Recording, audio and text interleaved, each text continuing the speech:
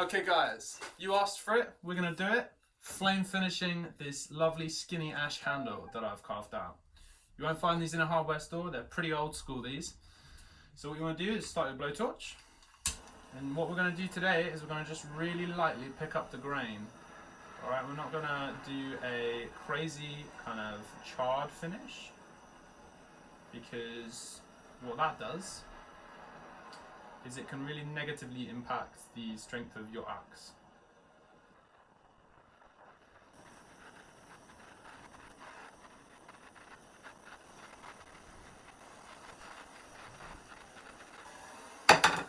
Woo! Toasted. Right, so now what we're going to do is we're just going to give it the lightest rub of sandpaper. That's going to clean off any like excess soot, anything that we don't want on the handle in the end. So it's going to leave that beautiful tiger pattern on the grain. So what we've done now is we've dried out the wood, okay? And we don't want it to just readopt that water. We want to get some oil in there. Okay. Now the handle's cooled down just a touch. We don't want it too cold, but we just want it cold enough. I've just missed a spot there, look at that. You can go right up to the end of the axe, but don't, whatever you do, scorch this, because if we scorch that, all that's going to happen is the handle's going to split. Okay, fine there. Get some linseed oil. The good thing about keeping the handle warm while we put the oil on is that the oil's going to dry much faster. Look at how easily that's soaking into the wood there. Picking up that beautiful grain. Lovely.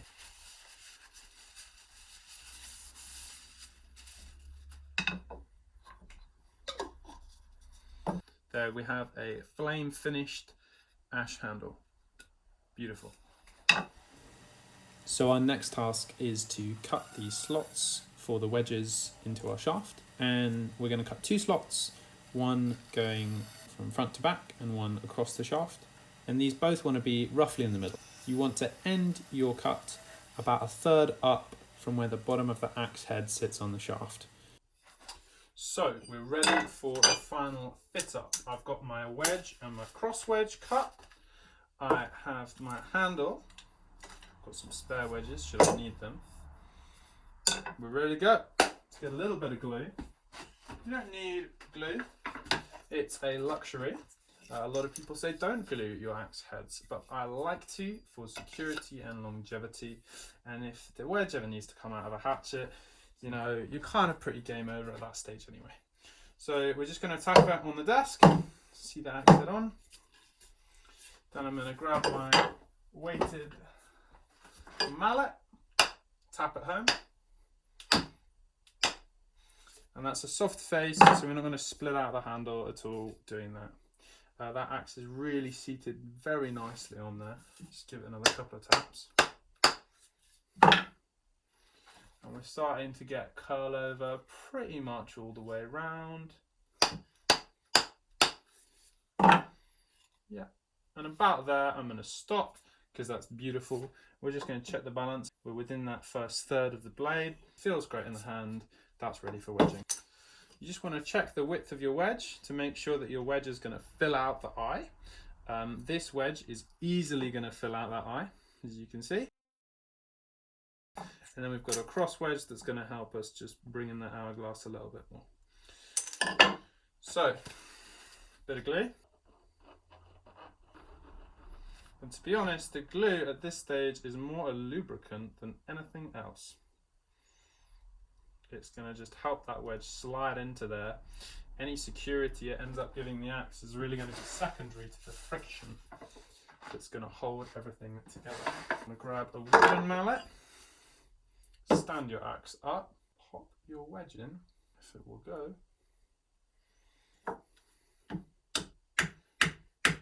and in it goes. Easy as that.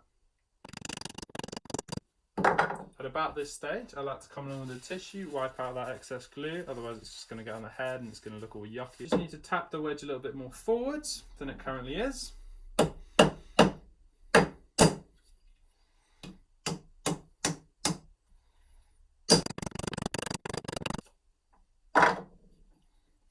You want to check where the handle is. The eye's looking pretty full at this point, so we're almost ready to stop driving home the wedge. But I like to mushroom things out a little bit more, just to give it that added longevity, that security.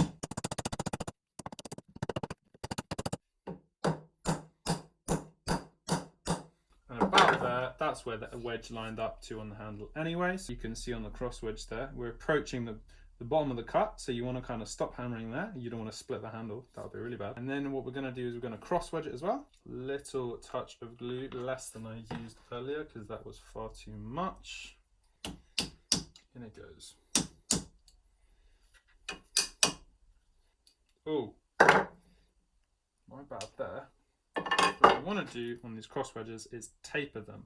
Otherwise what's going to happen is this is going to jam in the axe eye. And that is looking pretty perfect now. Let's just slide in there and be absolutely fine. Touch more glue.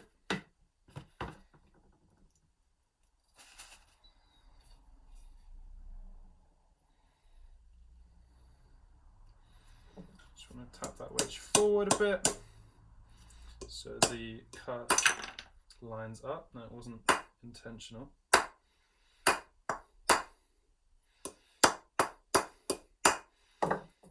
The curve's now lining up. The wedge will move again once this goes in, but just to line it up so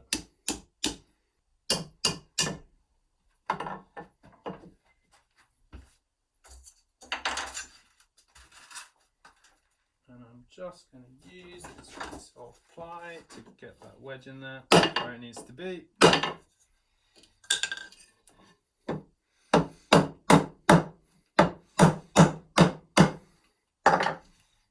Looks like even there's a little bit of space on the other side, which is super frustrating.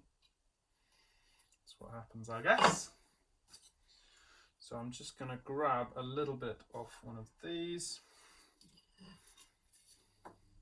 There we go. And all we're doing is wedging it in there for looks, really. The wedging is complete at this point.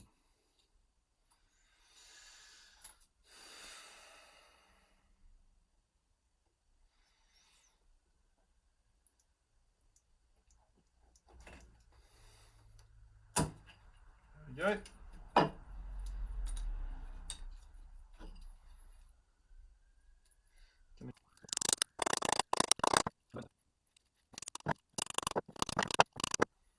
That's broken off. So about there, that's fine. We're going to go to the bandsaw now and clean all that up. Just cleaned it up on the bandsaw as she's looking beautiful. I'm just going to tidy the eye up now. Now we're just going to take a chisel and tidy up this eye. Well, this mushroom rather. You could have ground it flush, that's just really not my style. Like a little bit of protrusion there.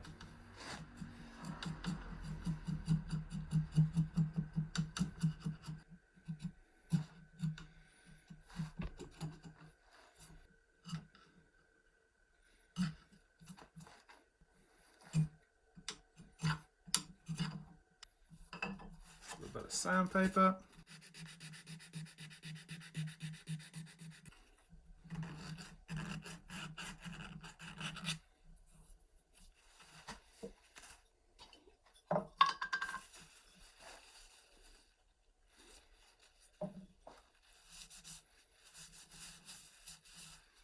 And by this point, the rest of the handle has dried. Look at that lovely dry handle. So we're actually just going to put another coat of oil on there as well. And if you wanted to at this point, you could oil the head as well.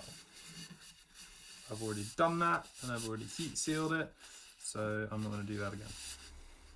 There you go, that beautiful eye and the rest of the axe. Ready for cutting.